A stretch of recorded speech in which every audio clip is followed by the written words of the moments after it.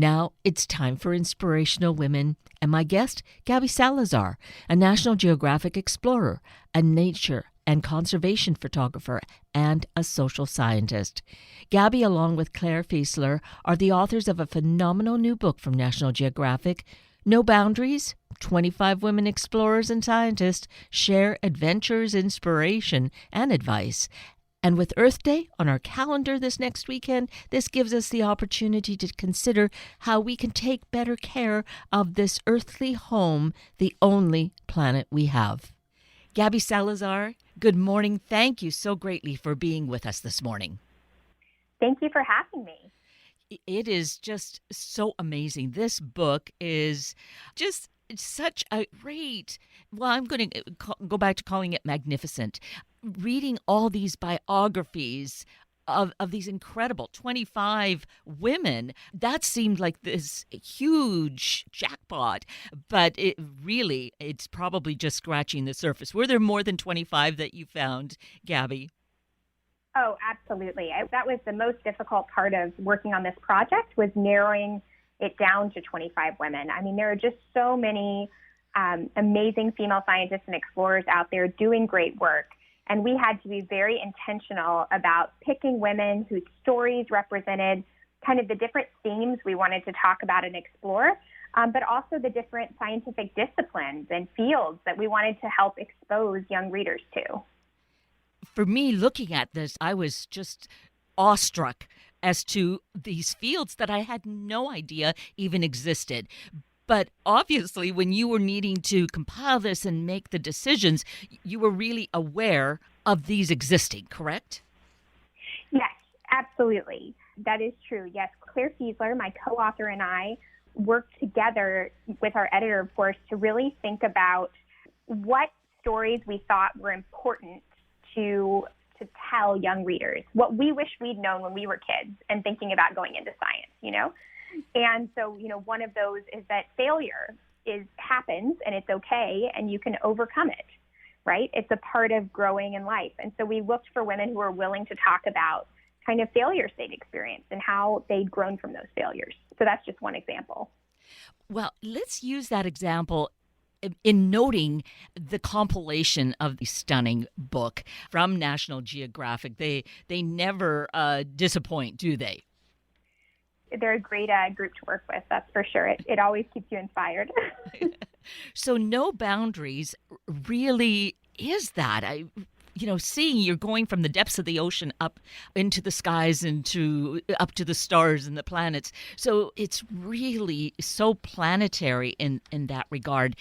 But in the compilation, and you were talking about, never giving up, the way that you structure each of the stories of each of these 25 amazing women who are explorers and scientists, they give their insights in these wonderful little boxes about what to look for. And one of the things is, right, they encourage persistence.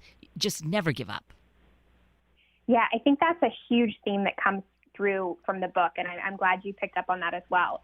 I mean, a lot of these women, whether it's asking for an internship or an opportunity and being told no again and again and again, and they just keep on asking, right, until they get there. Like the story from Dr. Asha DeVos, who eventually gets out on a research vessel after asking for an opportunity for months.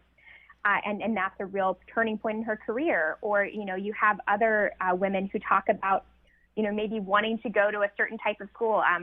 Danielle Lee talks about wanting to go to become a veterinarian and then not getting into school and then pivoting and actually discovering her real passion, for science outreach. And she's a mammologist as she studies mammals.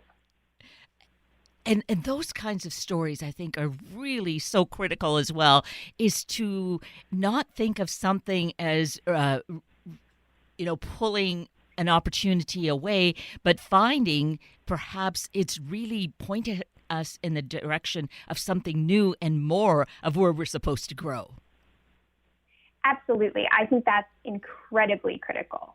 I think that the nice thing about this is, I think when you're a kid, you often think, or at least I did, that life is going to be pretty linear, right? You're just going to decide what you want to do, and then you're going to take the steps and you're going to get there. And that's all it's going to take. And I think, as you grow up, you realize that all kinds of opportunities present themselves. And also we find new passions, or we have new, things that make us curious. And I think these women really demonstrate the power of kind of following that curiosity and then finding new opportunities and creating their own opportunities out of that curiosity. And a lot of them have paths that are really not very linear at all. And when I was looking at this book, No Boundaries, and besides the really great stories, the photography, where you have adventured basically alongside them, did you actually do that? Did you and Claire go about on these same adventures, or how did you get all this wonderful photography? Well, part of that is working with National Geographic Society. So we took some of the images in the book because Claire and I are both photographers, but we certainly did not take the majority of them. The women were able to provide images from their own expeditions and their own work to help illustrate, their stories. But we did get to go on 2 of the expeditions. So Claire and I got to go to Zimbabwe with Dr. Morangels Mbiza, who's featured in the book, and she studies lions and lion ecology and conservation. And actually, before the book, Claire and I started working on a short film about Dr. Mbiza and her research on lions, and also some of the challenges she faced trying to balance her studies. She did her PhD in the United Kingdom, and she also had a family living in South Africa and was doing her research in Zimbabwe. And we wanted to tell this kind of story about some of the sacrifices that women have to make in order to pursue careers in STEM. And so that small short documentary that we got to go film kind of helped grow into this book and this project, because we realized there were all kinds of stories we wanted to tell. And we thought that telling those stories to especially this target age group, middle school girls, and of course young men as well, that's a really critical time to actually help expose them to these careers and to help them, hopefully encourage them to make decisions to pursue science-related careers. And so here you are also doing work, having a career in what is your chosen field, correct? As a photographer? Yes, absolutely. I am a photographer, and I'm also a PhD student at the University of Florida. And I use a combination of different social sciences like psychology, anthropology, to help actually study environmental marketing and outreach, to understand how different environmental campaigns influence people's attitudes and behaviors towards environmental issues. But as part of that work, that grew out of my interest in photography, which is a career that I had before going back to school, and that took me around the world to, a lot of these places that are featured in the book as well. So you are actually one of those examples of how a career is not linear. That, yes, photography has been wonderful, but really you've expanded and it's evolving. Absolutely. I think definitely. And there's a number of women in the book that have those very clear, that is a very clear theme of their story as well. Like Dr. Jenny Adler, who went to school thinking she would study ecology, and she did end up doing a degree in interdisciplinary ecology. But while she was studying in Florida, she realized she was really passionate about underwater photography and science communication, and she became a cave diver and started trying to document these underwater cave systems and aquifers to really show the water beneath people's feet and help them understand freshwater ecology and issues. And I love her story because just like me, we've both had this kind of path that has moved in and out of academia and art. And I think although we do different things now, we've both found ways to integrate both aspects into our careers. And I think it's also an example that you don't have to be a scientist or get a PhD in order to contribute to science. And in fact, that seems to be a very much a part of the book as well. The encouragement to be the scientist, in, if you will, the environmentalist, the ecologist, right in our own backyard or in our neighborhood. Absolutely. I think that's a really big part of the book and something we wanted to emphasize. I grew up in rural North Carolina in a small town. And when I was growing up, I didn't have a lot of money. My family didn't travel very far. And so most of my explorations as a photographer, as a kind of a backyard explorer, happened really near my home. And I think that's a really powerful thing to emphasize for kids, is that, if we all did things locally in our backyards, then we wouldn't have so many global issues, right? And so it's really important that we all think about the scales at which we can have impact. And it's not thinking small. I think it's just starting small, Right. And all those small pieces, those bubbles, begin to connect with each other. So it becomes this ultimately magnificent whole that will be, that we work on making healthy and healthier. Absolutely. And we've got examples in the book of women who are citizen scientists.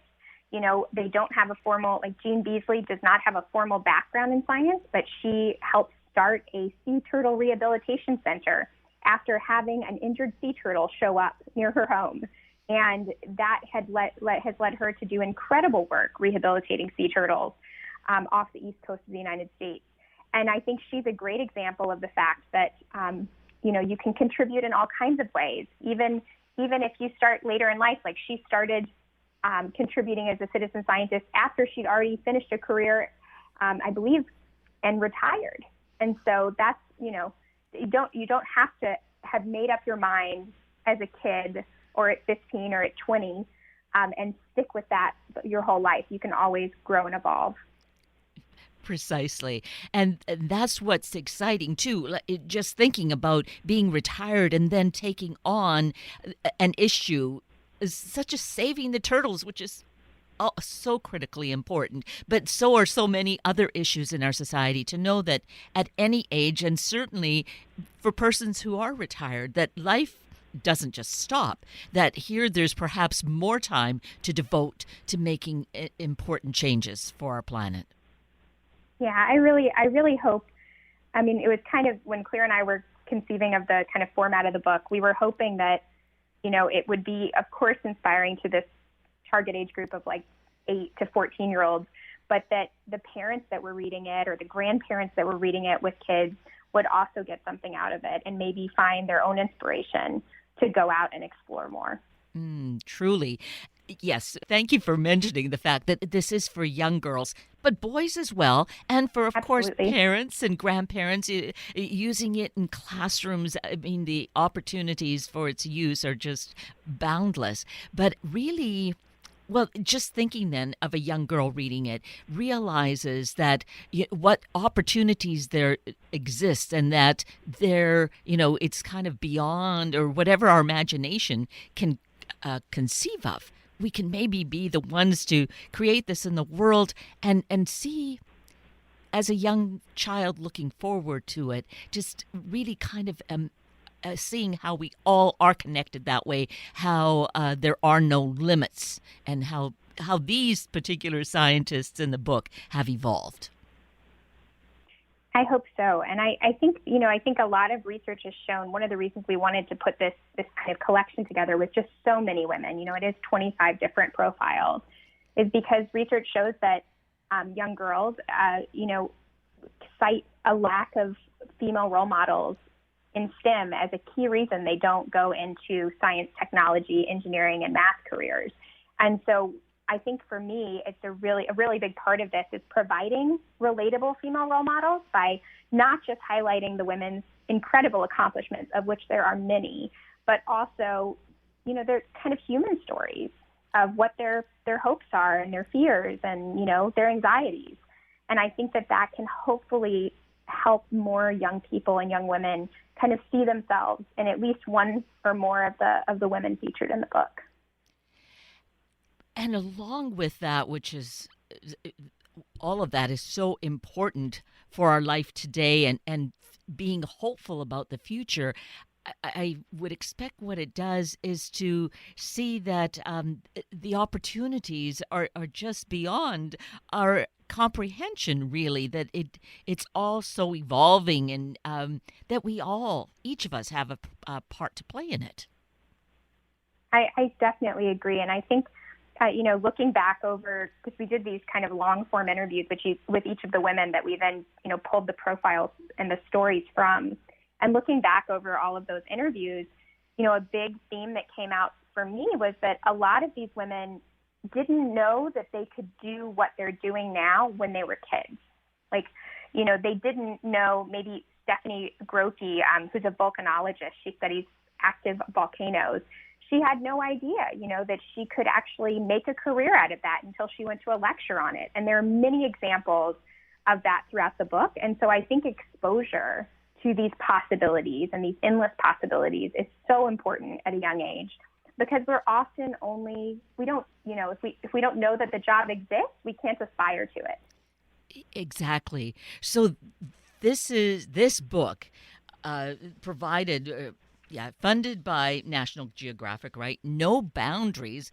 The name in itself is something that is really inspiring, that the sky is the limit, and it's beyond the sky, perhaps. Really gives that kind of hope to these young, aspiring young girls, and any boys who might read it might be inspired for their own careers. But here, the challenge has been for young women to really feel like there is a place for them, and that others perhaps have done some of these things, and it's safe to adventure out and seek something new. Yeah, I think that is definitely a challenge. I think it does very much help to see people who have come before you. And I think for me, and one of the reasons we decided to focus this on women who are working today and not just women from history, is because a lot of the time in schools, and I've heard this from teachers and educators I work with, we mostly provide examples of female scientists from history. We might think of incredible examples like Marie Curie, for example, but I think it's important to not just have those historical examples, but to have, these kind of frontline examples of women that are at different stages of their careers, because we have women of all ages in the book, although a lot of early career scientists and explorers.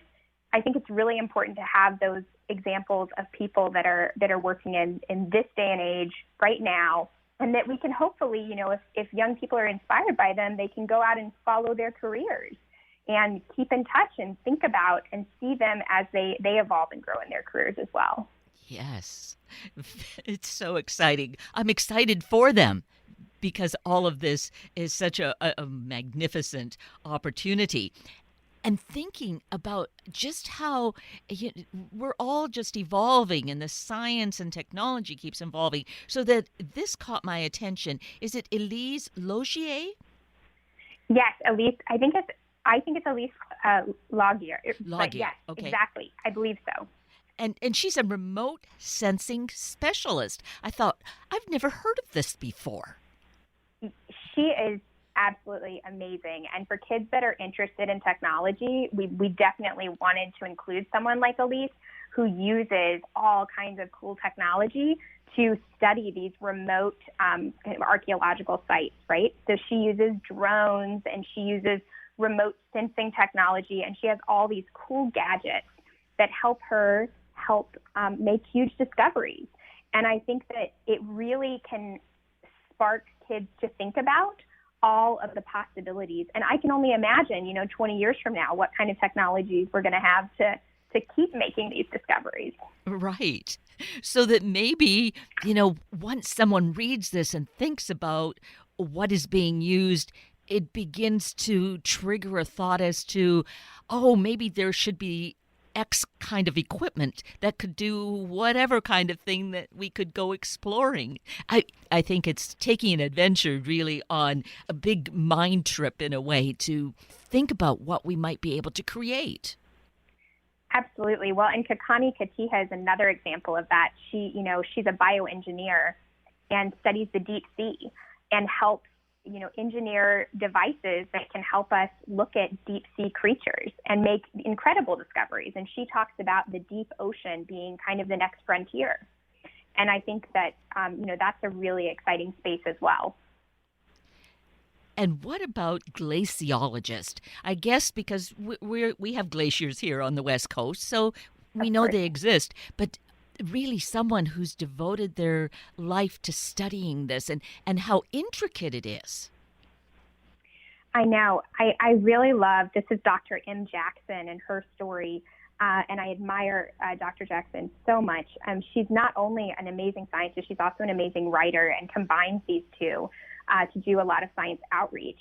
And what's so interesting about her is that she actually, just through going out and listening and talking to people, started understanding that glaciers, we can study them and take, technical measurements of the glaciers, but we can also understand, and it's important to understand what role they play in people's lives.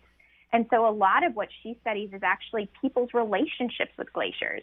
And I think it's a great example because when I was growing up, I thought that science was a particular type of study. I didn't realize that scientists also go out and ask people questions and understand human behaviors and attitudes and perceptions, and that's a part of science as well. And so Dr. Jackson's a great example of that. And so, Gabby, the thing that occurs to me, we've only touched on really just a few of these 25 amazing women who are doing such great things in our world. And you had to hone this down from multiples of this, correct?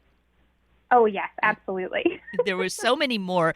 So here, I think there's such an important message about hope and about what we can and are doing already to make a difference. And we need to continue to make a difference, to continue to heal our planet and to not do more damage. Did you get this sense from this as well? I have to say, working on this book has been the biggest source of hope and joy and light for me over the last few years, because I think what comes through, as you said, is persistence, but it also, I don't think these women would be working this hard if they weren't filled with hope for the future, right? They're motivated because they see the possibility of contributing to the knowledge of our planet, of helping people, of making a difference in their communities. Like, one of the stories that I absolutely love is at the last one, which we chose to put at the end because I think it is one of the most hopeful. And that's the story of Hindu Ibrahim from the country of Chad. And she is a climate activist. And she talks about becoming a voice for her community. And I think it's just a wonderful way to kind of wrap up the book because she talks about some of the challenges she faced while becoming a voice for her community, but also her activism that has now taken her not just, within her country, but all around the world as a global advocate for climate change and for her community and for other Indigenous and Native peoples.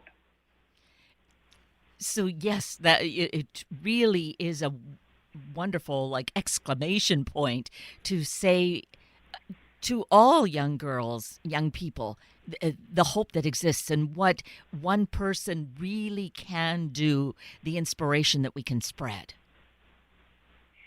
Absolutely. I think you really have to remember, it's so easy to become overwhelmed these days. It really is. But I think having these kind of bright points and remembering that all of these individual women are making a difference in their own ways and that we can too, I think that's a real message we want to get across. Yes. And here with 25 amazing women. And, I just can't say enough about all the photographs that are included because they do speak volumes. But along with these sidebars, these inserted little stories that the authors or the women that you're showcasing, the inspiration station and the must-have, and they talk about, things that we can really relate to and realize, well, they're just another human being like me. They need their thermos of tea or their snacks to take along or their music, their iPod to accompany them. So I think that also indicates that Yes, they're like you and me. We just need to be feeling encouraged that we can take the path that we're dreaming of. Well, we wanted to include, I'm glad you mentioned the sidebars. So with each profile, there's like a little section that kind of extends the learning from that profile. So with Dr. Munaza Alam, who's an astronomer, there's been a little section about looking up at the sky and how you can get started stargazing. And we wanted that to do that because I think, the profiles hopefully will help spark that curiosity. And for kids who want to take that a little further and say, wow, I actually am really interested, say, in paleontology. I want to learn about, how paleontologists actually dig up fossils. Then they can go to the next page and learn a little bit more and hopefully extend that curiosity and take it to the next step.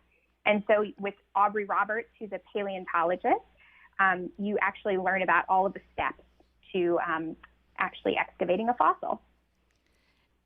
Which makes it such great fun to either do as a family activity or this book obviously lends itself so well to classroom situations over a period of years.